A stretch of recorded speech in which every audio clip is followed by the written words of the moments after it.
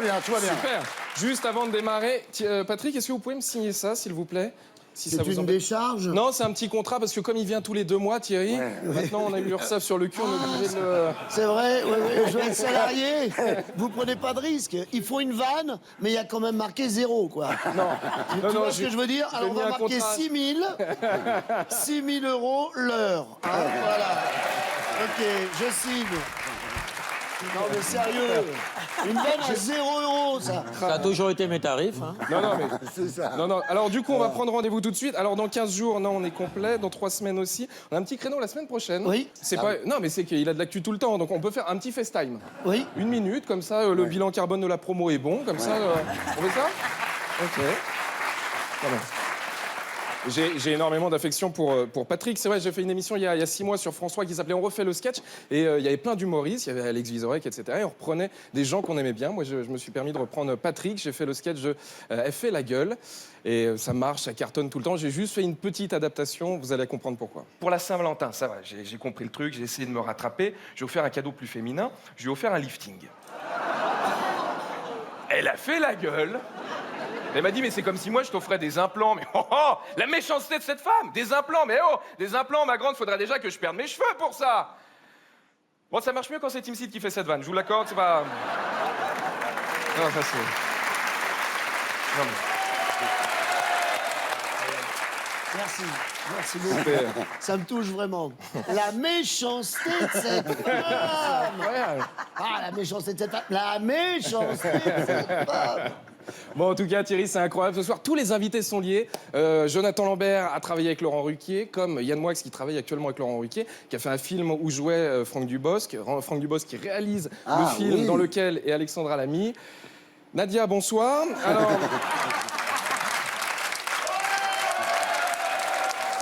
Voilà. Non. Alors, pas de vanne. Nadia, c'est toute mon adolescence. Elle cartonnait dans les années 2000 quand j'étais ado. J'avais la même tête qu'aujourd'hui, mais avec plus de moustache. Et en 96, vous avez participé à Graines de Star. On a revu les images tout à l'heure. Graines de Star, pour ceux qui ne se rappellent pas, c'est un peu comme La France a un incroyable talent, mais sans Gilbert Rozon au garde à vue. C'est à peu près ça le... Ouais, c'est ça. Et puis non, mais elle a transformé l'essai. Non. Mais...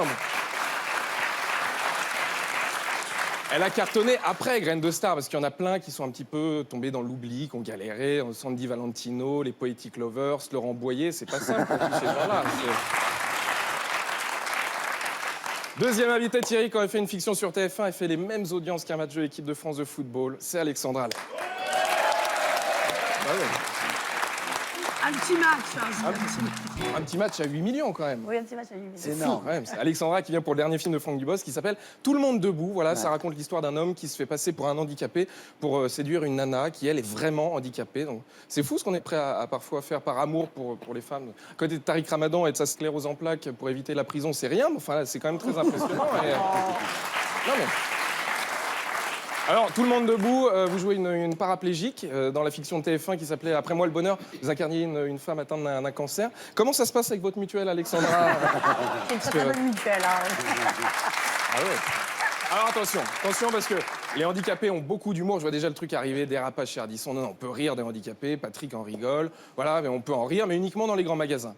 Parce que quand ils te coursent, le temps qu'ils appellent l'ascenseur, toi, t'es déjà au parking dans ta bagnole. Voilà, ça, c'est là.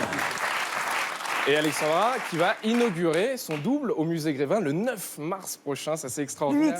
Le 8. Alexandra qui va inaugurer son double au musée Grévin le 8, je crois, c'est ça? Exactement. C'est fou, hein. Non, parce qu'il y en a qui ont dit que c'était le 9, et non, c'est bien le 8. Hein. Enfin, nous, on y sera le 8. Après. Ah oui, le 9. On y va la veille. Oui. On y va la veille pour être sûr d'être là. Ah oui, bien sûr. Non, mais c'est génial aujourd'hui, parce que, voilà, ils sont bien améliorés. C'est vrai qu'il y a quelques... Si on a des anciennes statues qui sont toujours au musée Grévin, on a Gainsbourg, voilà, qui ressemble quand même vachement à Michel Houellebecq.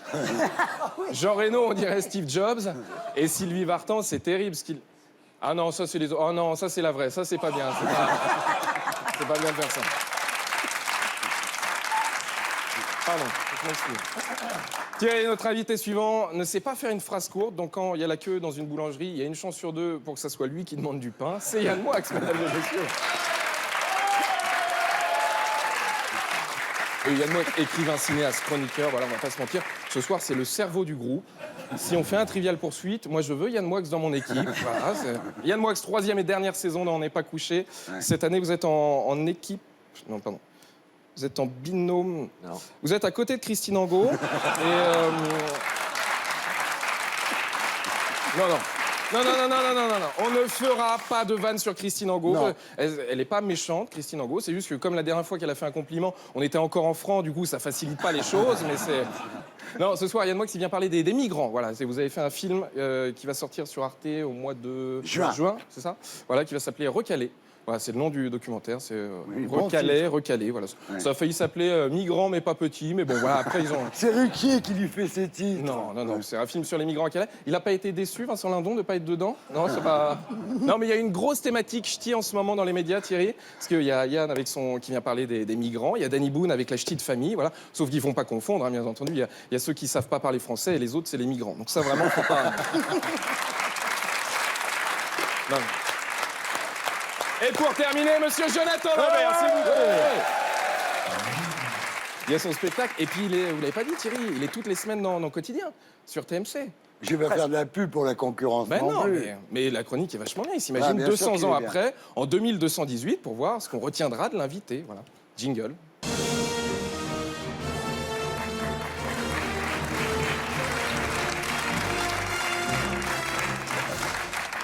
Tiens, c'est marrant, hier soir, j'ai passé la soirée avec Rodolphe Lambert-Béizé, qui est l'arrière petit-fils de Jonathan Lambert. Je l'ai croisé dans une soirée poulpe et déguisement. Comme son aïeul, il adorait les ventouses et Stravluché. On buvait un Redcar. C'est un Red Bull avec du Ricard. Voilà, c'est la boisson à la mode en 2218. Et ensemble, on se remémorait les bons et les mauvais moments de son ancêtre, voilà, et de ce moment qui fut fatal à Jonathan. L'émission Quotidien sur TMC, voilà. L'émission cartonnait à l'époque, mais en 2028, après l'élection de Brigitte Macron qui succéda à son mari, énervé par ses collaborateurs qui prenaient de plus en plus de place, Yann Barthès a demandé à ce que toute son équipe soit plus petite que lui. Voilà. Alors pour Jonathan, ça ne faisait que 6 cm de moins. Et 6 cm, c'est pas grand-chose. En Corée, ça reste une très belle érection, mais voilà, l'opération a raté. Les chirurgiens se sont trompés et c'est Yann Barthès lui-même à qui on a retiré 6 cm, passant ainsi sous la barre symbolique du mètre. Et du coup, c'est Jonathan qui récupéra la présentation de Quotidien, car plus aucune caméra ne pouvait filmer Yann Barthès, malgré une demande de récupération du matériel de Microcosmos. Et là, patatras, les audiences s'enrayent, évidemment. Merde. Bah oui, Lambert fit une tentative de récupération d'urgence. Comment ça va, toi? T'es venu? Alors, tiens, pousse-toi, toi. Non, je veux pas dire bonjour. Et Lambert voulait faire une récupération d'urgence, mais comme j'ai pas le prompteur en face de moi, je me rappelle plus du texte que j'ai écrit. En mettant des perruques et des costumes. Non, mais voilà, il a mis des perruques de dictateur et des costumes, mais l'audience s'enrayait. Et du coup, ça a déplu aux téléspectateurs, forcément, voilà. Bref, les audiences chutent.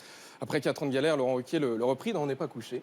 En 2034, pour la 28e saison, et n'étant plus drôle ni aimé de personne, Jonathan remplaçant poste pour poste Christine Angot. Malheureusement, après avoir reçu Laurent Baffy pour sa dernière pièce, Le doigt dans le fond, Jonathan souria et perdit son travail. Bref, la chute était inévitable, la France l'a pleuré, mais une seule communauté fut contente de la descente aux enfers de Jonathan Lambert, l'association des Poulpes de France, qui, elle, fut extrêmement soulagée. Bonne émission, Thierry. Merci. C'était Tom Mia, mon CDD. On va retrouver ici la semaine prochaine. Et d'ici là, sur la plus mal canal.